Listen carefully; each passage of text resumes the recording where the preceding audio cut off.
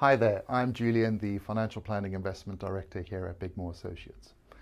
In the over 50 years that we have been fortunate enough to be advising clients, what we have found is a lot of our own insights as a business have actually come from our clients themselves. One of these examples is through the topic I want to cover off today, called confirmation bias.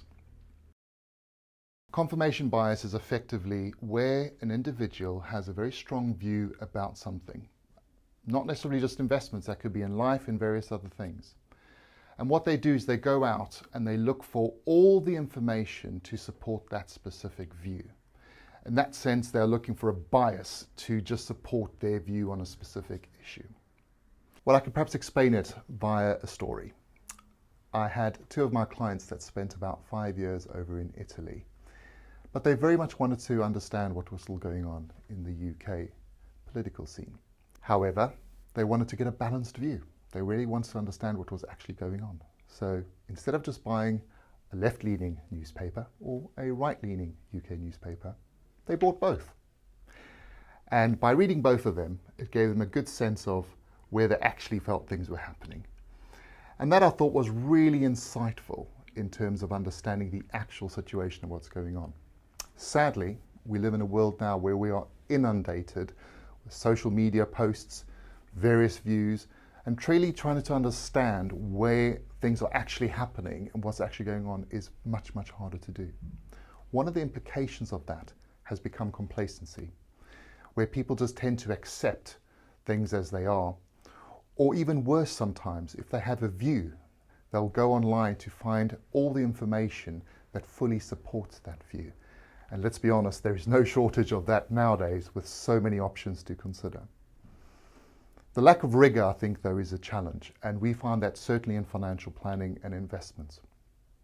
This idea of, I think something's a really good idea to invest in, and going off and finding all the great reasons why a client should particularly take that course of action, is potentially the best approach in terms of getting our clients in a position where they can make a well-informed choice about their financial future and their investments. Our view is no.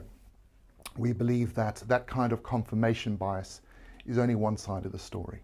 If you want to apply proper rigor to a process to really get to a good decision, to avoid this confirmation bias, what you should really do is look at the opposite side of the argument in many ways. A further example on the investment side. I myself come from South Africa, one of the world's largest gold mining countries and producers, and many of my compatriots believe that gold is a fantastic investment. It's in their DNA, as one would say. So to justify asking someone to invest potentially in gold, one would go and look for all the reasons why gold is such a great investment. It's been around for millennia. You can't print gold. It's a great store of value. It's definitely something that will not just disappear overnight. However, in order to come to a final decision on whether that's the right option for an investor, perhaps you should also be thinking about why you shouldn't invest in gold. Perhaps because it's very expensive to hold, could quite easily get stolen, doesn't have any dividend or interest or income yield.